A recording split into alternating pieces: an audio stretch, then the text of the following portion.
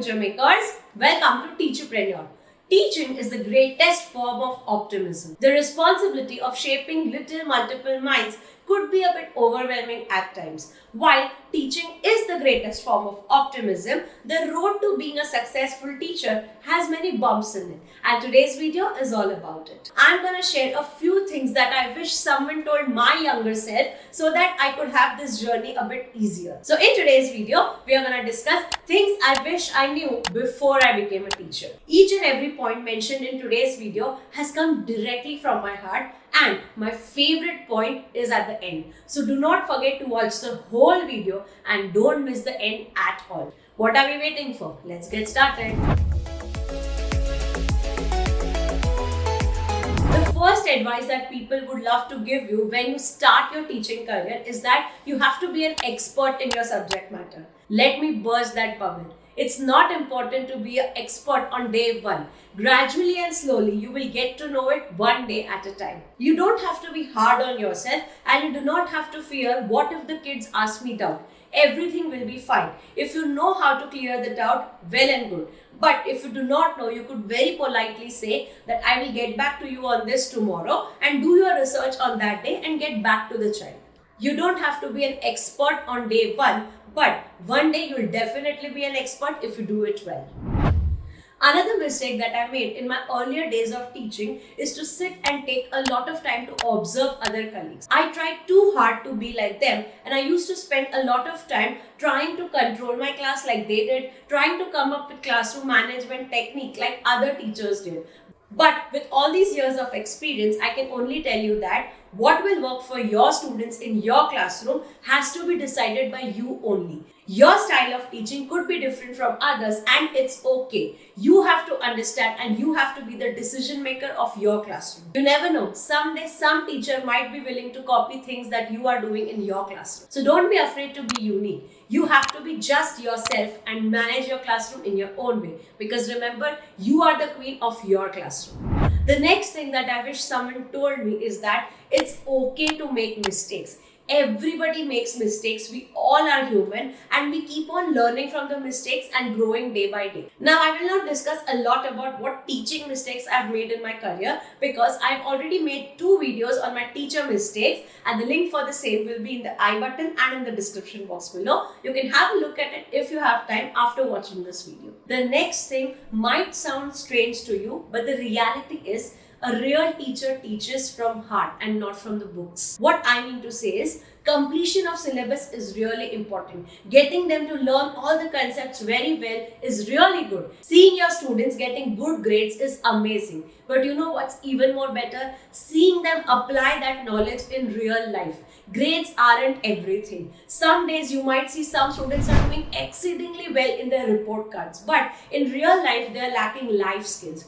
If that is the case, then I don't think your teaching would be successful. At times as a teacher, you have to come out of the textbook and teach them life skills and values that will help them in real life. Remember, the future of our country is in your classroom, and we don't want the future kids to just be related to books and books. We need them to be street smart, have a lot of confidence, and excel in whatever field they go.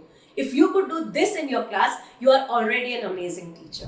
The next thing that I would like to share with you is that education is a triangle where teachers, students, and parents are equal parts of the triangle. What I mean to say is, building relationship with your students is as important as building relationship with their parents.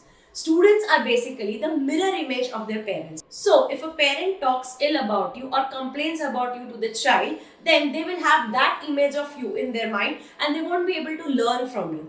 Similarly, if you are teaching amazingly well and the child goes home and tells the parent that you are their favorite teacher and today you did an amazing activity, parents will be really happy to come and talk to you. Basically, you cannot have good relationship with the student without having a good relationship with their parent. So it's really important to give equal attention to building relationship with the students as well as the parents. As a teacher, one advice that I would really like to give out to young teachers is that Teaming up with your colleagues could make your tasks 10 times easier.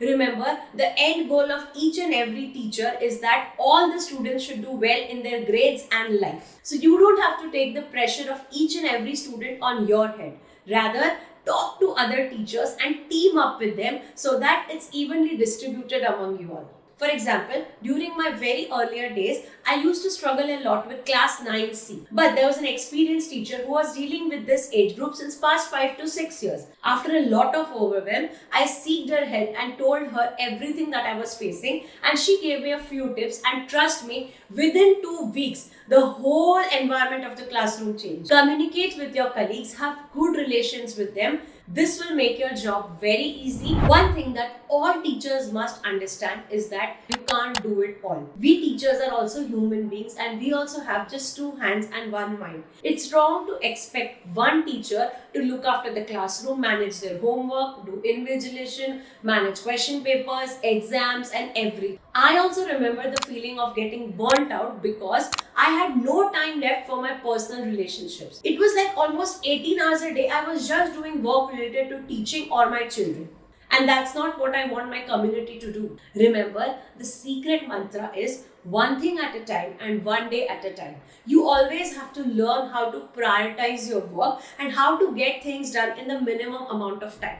Also, ditch the idea of being perfect. It's okay अगर किसी lesson plan में आपके handwriting बढ़िया नहीं है या आपने अच्छा color scheme नहीं use किया. What's important is you have to get things done. Also, practice self-care. We have made a separate video on what self-care strategies can teachers use. Make sure you watch the video and practice at least 1 to 2 strategies on a weekly basis, if not daily. All these tips will really help you to understand and break down your teaching one by one. Another thing that my mentors kept on telling me during my B.Ed days was that once a teacher, always a learner. I only realized the importance of this when I actually got into teaching.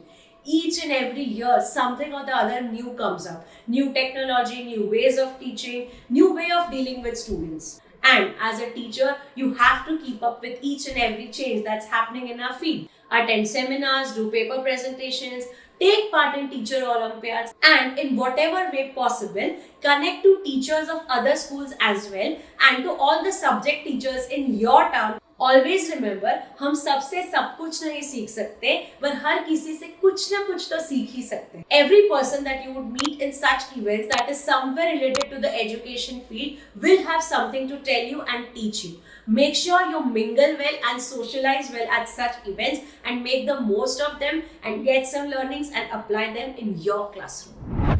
Now, coming to my favorite tip of all. Teaching is one of the greatest jobs. Regardless of all the shortcomings and disadvantages of this profession, trust me, teaching is one of the greatest professions to be in.